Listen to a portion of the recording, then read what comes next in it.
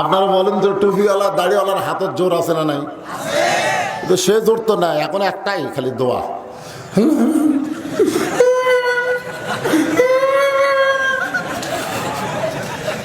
আল্লাহ এই টুপিওয়ালা খালি দোয়া করার জন্য আল্লাহ তোকে হাত দেয়নি রে। এই হাত হলো লাঠি ধরার হাত, এই হাত ধরার হাত। জোরে ধর কথা ঠিক না? খালি দোয়া দিয়ে কাম সারবা, দোয়া দিয়ে। মুসা নবী রাস্তা দিয়ে যাচ্ছে, কোন নবী? যাওয়ার সময় দেখে এক দোকানদার রাস্তায় বসে কাঁদতেছে। মুসা বলতেছে দোকানদারি বাদ দিয়ে রাস্তায় বসে কান্দো কেন? দোকানদার বলতেছে ফেরাউনের বাবুর্চি বাকি খেয়ে খেয়ে দোকান শেষ, টাকা চালিয়ে দোকান তুলে দিবার চাই। মুসা বলতেছে ফেরাউনের বাবুর্চি কোথায়? ওই যে যাচ্ছে। মুসা নবী টুপি মাথা, দাঁড়িয়ে মুকুট, সামনে যা বলতে চাই টাকা দে, টাকা দে। ফেরাউনের বাবুর্চি কয় আমাকে চিনিস? আমার দল এখন ক্ষমতাত আছে। চিনিস? আমার দল এখন ক্ষমতায়। মুসা বলতেছে আমাকে চিনিস? আমাকে চিনিস? আমার আল্লাহ এখন ক্ষমতায়।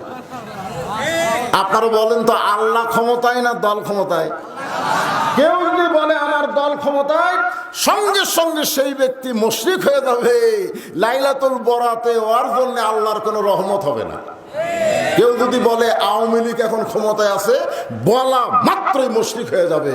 কারণ দল ক্ষমতায় নাই, আওয়ামী লীগ ক্ষমতায় নাই, ক্ষমতায় আছে আমার আল্লাহ। ধরে কোন কথা ঠিক কিনা?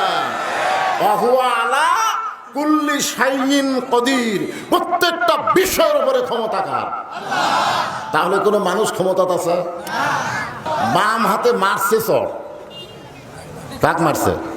ফেরাউনের বাবুর্চি। এক চরে বাবুর্চি মরছে। কারণ মুসা কার দল? মুসার আল্লাহ কোথায়? ক্ষমতায়। আর বাবুর্চি ফেরাউনের লোক। আপনাদের বান্দায় খাড়ায় আশেপাশে হিন্দু ভাই নাই? নাই। আমার এলাকার এক শঙ্কর দাদা মারা গেছে। উনি আমাকে মাঝে মধ্যে বলতো ভাই মুসলমানের কলমার দাম আছে। আমি বললাম আপনি হিন্দু হয়ে মুসলমান কলমার দাম কেমনে বুঝলেন? যুদ্ধের সময় বুঝেছি ভাই। পাকিস্তানের আর্মি দেখলি লা ইলাহা ইল্লাল্লাহ, লা ইলাহা ইল্লাল্লাহ, লা ইলাহা ইল্লাল্লাহ। আরবিরা বলতো বিলকুল ঠিক হয়, ঠিক হয়। খালি তোরকে কলেমা মুখত জারি হওয়ার কারণে গুলির থেকে বেঁচে গেছি রে। আমি শঙ্কর দাদার হাত ধরে বলেছিলাম দাদা, যেই কলেমা মুখে জারি রাখার কারণে আর্মি গুলির থেকে বেঁচে গেছেন, এই কলেমা খালি তাসদিক বিল জেনান কলিজার মধ্যে জায়গা দিলে 7টা জাহান্নাম থেকে আল্লাহ আপনাকে বাঁচায় দিবে। তাহলে মুখে কলমা বলা কিন্তু খুবই সহজ। তাসদিক বিল জেনান কলিজার মধ্যেই কলেমা ঢুকাইলে তার কাছে জীবনের চাইতে ইমানের দাম বেশি হবে। দরকার হলে জীবন দিবে, কিন্তু ইমান দিবে। আমার সামনে যারা বসে আছেন আপনাদের কাছে জীবনের দাম বেশি না ইমানের দাম বেশি? বুঝে শোনা কন। হ্যাঁ, বলেন জীবনের দাম বেশি না ইমানের দাম বেশি? ইমানের দাম যদি মুসলমানের কাছে বেশি হতো, মুসলমান 1 ঘন্টাও বাতিলের সঙ্গে আপোষ করতো না। জোরে কোন কথা ঠিক? আমাদের ইমানের সাইজ কিরকম জানেন?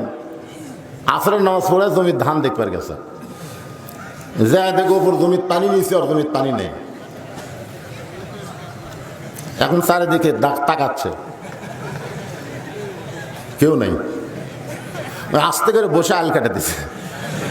আল কাটাতে ওই পানিতে হাত ধসে ধুয়ে আবার খাড়া হয়ে চারিদিকে তাকায় বলতেছে আলহামদুলিল্লাহ, কেউ দেখেনি, কেউ দেখেনি।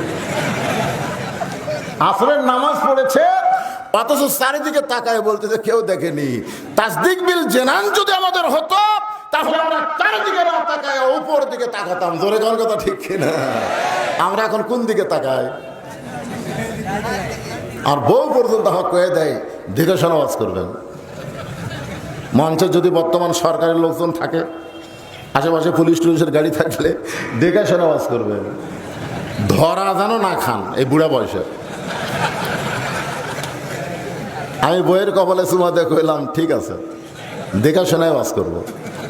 চাচা হয় তাহলে ধরা পড়বেন না। আমি বললাম, পাগলি তুই কি দেখার কথা বলিস রে? জীবনের শেষ দেখা আমাকে দেখ। তো বলেন, না না না না এই কথা কন কেন? এর আগে তো আপনাকে অনেকবার পুলিশ ধরছে, ছাড়াও তো দিছে। আমি বললাম, যারা ধরে ছাড়া দেয় তুই তার কোক দেখবার কোষ, কিন্তু যদি আজরাইল ধরে। আমার বউ সেই কান্দন। আমি কান্দিস কে? আমি তো এতদিন আজরাইল ধরার চিন্তা করিনি।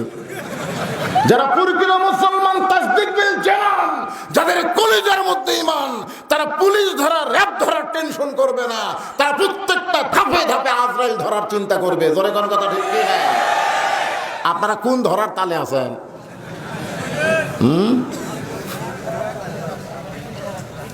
সময় সময় সময়ের কসম করছে আল্লাহ। বারে সময় সময় খুব খেয়াল করেন। বাড়িতে কি কই আইছেন? আসতেছি নাকি?